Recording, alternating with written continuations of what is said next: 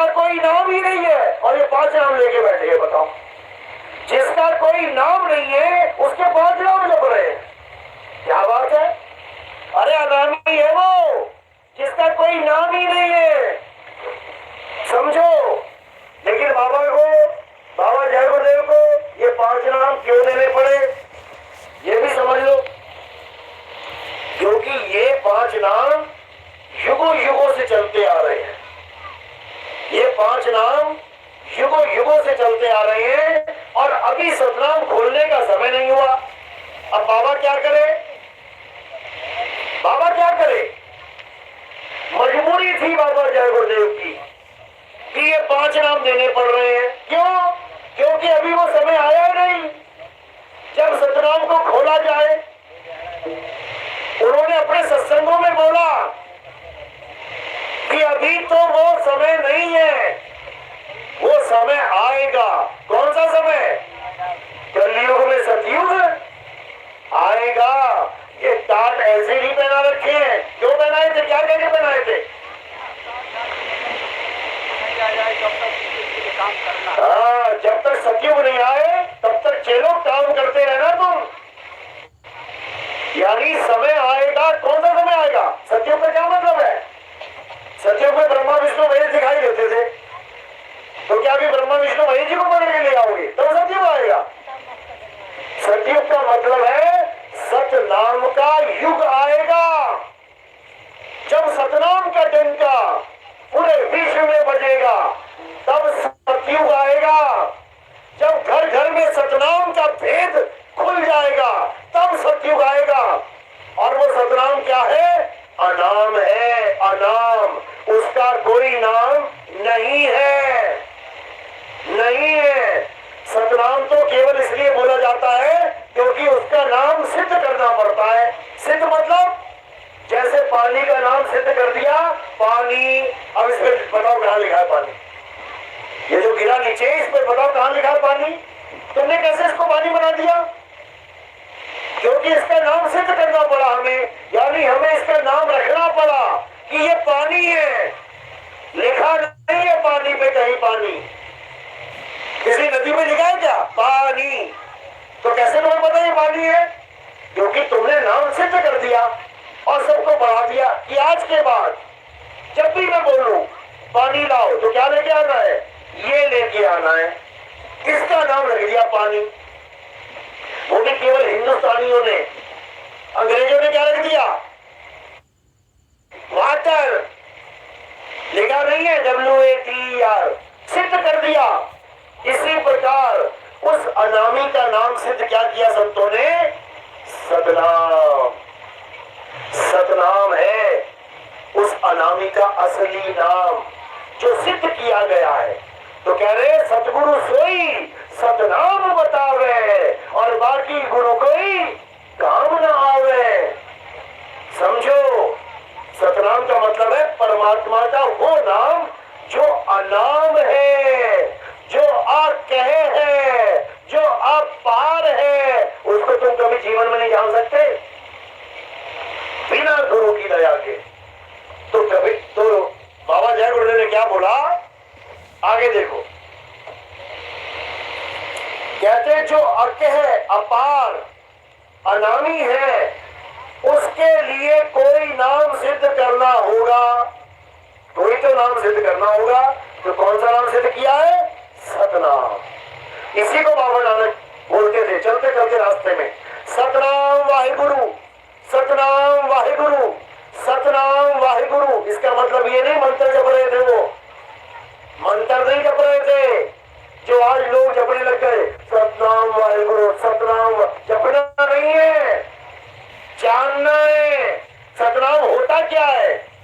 और गुरु नानक देव बता रहे हैं कि सतनाम वाहिगुरु, वह मेरे गुरु जिसने मुझे सतनाम का भेद बता दिया, जपवा नहीं दिया कि सतनाम सतनाम जपवा दिया।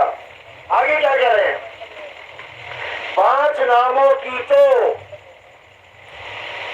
पूजा होती रहेगी, मतलब काल का जाल तो फैला ही रहेगा, कहीं ना कहीं पूजा पाठ तो चलता ही रहेगा 5 नामों का। क्योंकि आदिकाल से चलते आ रहे हैं। निरंजन ओंकार हरिकार सोहम सतनाम, सतनाम तो नहीं शक्ति, ये चलते ही आ रहे हैं। तो कह रहे 5 नामों की तो पूजा होती रहेगी। आप आज जो जय गुरुदेव नाम से पार हो जाएंगे, आज आप तो जय गुरुदेव नाम से पार हो जाएंगे, लेकिन अब लेकिन लगा दिया आगे। लेकिन कब लगता है?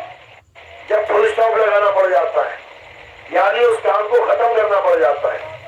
समझो, जैसे पैसे तो मैं दे दूं आपको, लेकिन क्या मतलब? भैया स्टॉपेज है, ये काम बनने वाला नहीं है। समझ रहे हो? अरे भैया जल्दी आ जाओ, बहुत जरूरी आपकी। अरे आ तो जाता मैं, लेकिन काम खराब हो गया भाई, इसका मतलब अब काम बनने वाला नहीं है। अब देखो क्या कह रहे हैं, आप आज तो जय गुरुदेव नाम से पार हो जाएंगे, लेकिन भविष्य में जो महात्मा आएंगे और उनको ऊपर से जो आवाज आएगी उसको बताएंगे, फिर आप उसी नाम से पार होंगे, जय गुरुदेव नाम से नहीं। कौन बोल के गया? ये बाबा जी स्वयं बोल के गए हैं। ये नितिन दास नहीं बोल रहा है और ना ही मैंने छपवाया है। ये कहाँ छपा? सदाचारी शाकाहारी साप्ताहिक पत्रिका में हर हफ्ते छपती थी। तो ये जो वचन है 1980 में बोले गए, रिकॉर्डेड है, रिकॉर्ड है ये बाबा की आवाज में। उसी को 2012 में छापा गया है।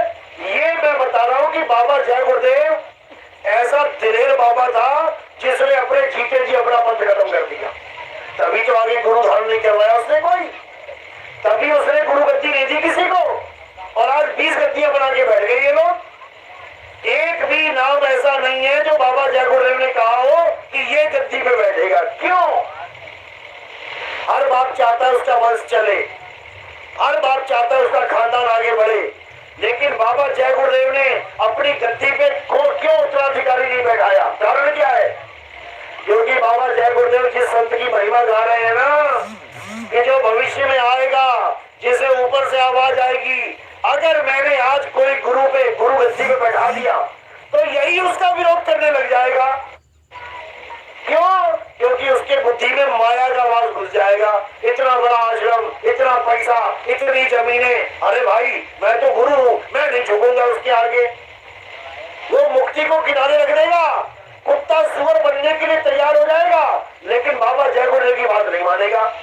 इसलिए बाबा जय गुरुदेव ने अपना उत्तराधिकारी बनाया ही नहीं, अपने साम्राज्य का कोई राजा बनाया ही नहीं। क्योंकि जो दूसरा राजा आएगा और वो कहेगा कि आओ तुम्हारा कल्याण करे, तो सबसे बड़ा रोड़ा यही राजा बन जाएगा। यही राजा उनसे युद्ध करने लग जाएगा कि अपने समाज को बचाने के लिए। इसलिए कोई राजा बनाया ही नहीं। अब ये नकली राजा बने बैठे हैं, नहीं बनाया है। ये लाओ, लिखित लाओ, प्रमाण दो, एफिडेविट दिखाना पड़ेगा। गुरु महाराज की पूरी ये एफिडेविट नहीं है भैया, एफिडेविट ये पढ़ो इसको। एफिडेविट क्या होता है? जब कोई बाप अपने बेटे को जमीन जायदाद देता है, क्या करता है? वो वसीयत करता है। बाबा ने सारे काम कोर्ट के अनुसार किए हैं। आज तक बाबा ने जितने भी काम किए हैं, अगर एक स्कूल भी खोला है, वो स्कूल का प्रधानाचार्य कौन थे? पांडे जी, विद्यासागर पांडे। उनको रखा गया एफिडेविट बना के, उनको निकाला भी गया तो एफिडेविट बना के। हर काम बाबा ने कानून के आधार पे किया है। ये क्लिपों से काम नहीं चलेगा, ये क्लिपों से काम चलेगा। जब बाबा एफिडेविट, बाबा के पास वकीलों की कमी थी क्या? नहीं थी ना। बाबा आत्मज्ञानी, बाबा दूरदर्शी थे ना, उनको नहीं पता था कि क्या हो जाएगा। उनको नहीं पता था कि अगर मैं ऐसे कुछ बोल दूंगा तो पंकज मानेगा कि नहीं, वो मानेगा कि नहीं, वो मानेगा कि नहीं। बाबा पक्का काम करके जाता, लेकिन बाबा ने कोई पक्का काम, ये तो गोली है मीठी वाली, वो तुम चूसते रहो। अरे वो तुम्हें चुसाने के लिए गोली दी है। असली बात तो यहाँ लिखी है। ये है असली बात कि आने वाला महात्मा, उसका एक नाम, एक भाषा, एक झंडा होगा। कितना नाम है तुम्हारे पास? एक चेले ने भी नहीं पूछा, बाबा जिसकी आप महिमा गा रहे हो, एक नाम होगा, एक भाषा एक झंडा। आप तो 5 नाम देते हो, उसका तो एक नाम होगा। आप 5 नाम बता रहे हो। और बाबा ने ये भी कहा था कि अगर मैं बता दूं कि वो कहां पैदा होगा तो सारी भीड़ लग जाएगी वहां पे। तो किसकी बात कर रहे हैं? भविष्य में आने वाला महात्मा 1980 में बोला। किसके लिए बोला? जो भविष्य में आएगा, जो भविष्य में पैदा होगा। जिसके पीछे तुम लग गए हो, पैदा हो चुका था। किसकी बात कर रहे हो? किसकी बात कर रहे हो तुम? किसके चले बन गए हो? तो क्या वो पैदा नहीं हो गए थे क्या? तो भविष्य में की बात कर रहे हैं, क्यों नहीं समझ में आ रहा है? उमाकांत साथ में बैठा है, उमाकांत हमारा साथ में बैठा है। बाबा 1980 में बोल रहा है कि भविष्य में आने वाला महात्मा। ये भविष्य में है क्या? ये भविष्य में आएगा क्या? ये तो वर्तमान में बैठा हुआ है। बुद्धि विवेक कहाँ चला गया है?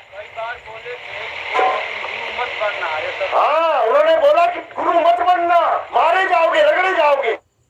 ये प्रमाणित है। तो गुरु कैसे बन गए तुम? और जब वो कह रहे हैं कि भविष्य में आने वाला महात्मा, तो ये साथ में बैठा हुआ जान तो ये क्यों नहीं कहते थे यही महात्मा है? बोल देते कितनी देर लगेगी, ये कंधे पे हाथ रखना है। अरे भाई साहब, अकल बुद्धि है, थोड़ी लगा लो। भविष्य में आने वाला महात्मा यानी अभी वो आया ही नहीं है।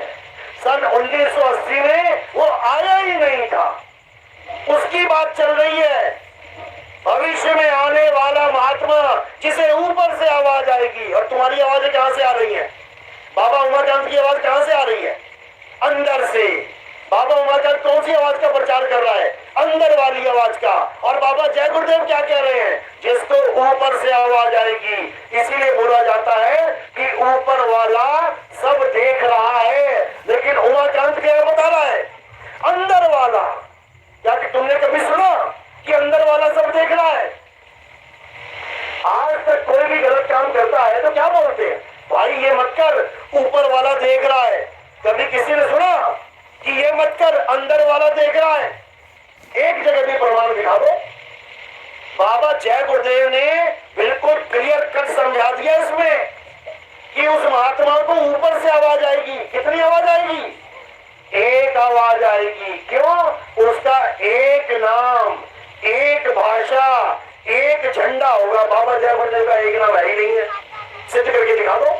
एक नाम, उमाकांत के 5 नाम, बाबा जय गुरुदेव के 5 नाम, ये जो बैठा हुआ यादव इसके 5 नाम, सारे 5 नाम में उलझे पड़े हैं। और बाबा जय गुरुदेव कह रहे हैं जिसको एक नाम जो ऊपर से आवाज आएगी, फिर वो उसी को बताएंगे।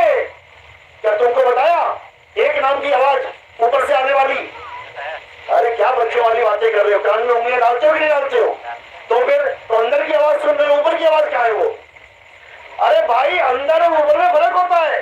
5 आवाज बताई गई है। तुम्हें 5 आवाजें सुन रही है, मृदंग की, घंटा की, शहनाई की। बताओ, एक आवाज और 5 आवाज में फर्क नहीं है?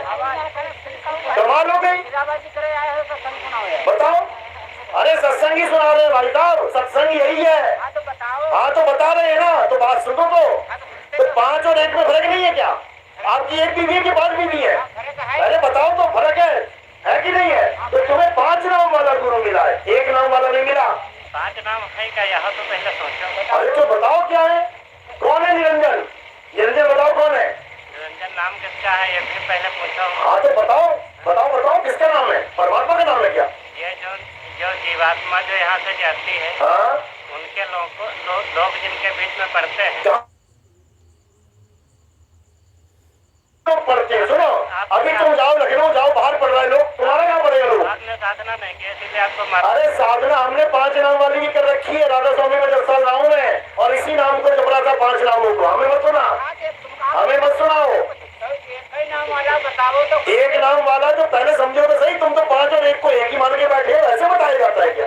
ऐसे नहीं बताया जाता। पहले 5 नाम के समझो। 5 नाम क्या है? हाँ, पहला नाम है निरंजन। ये कौन है? इसी को काल भगवान कहते हैं। तो इसका नाम जपना है कि नहीं जपना है?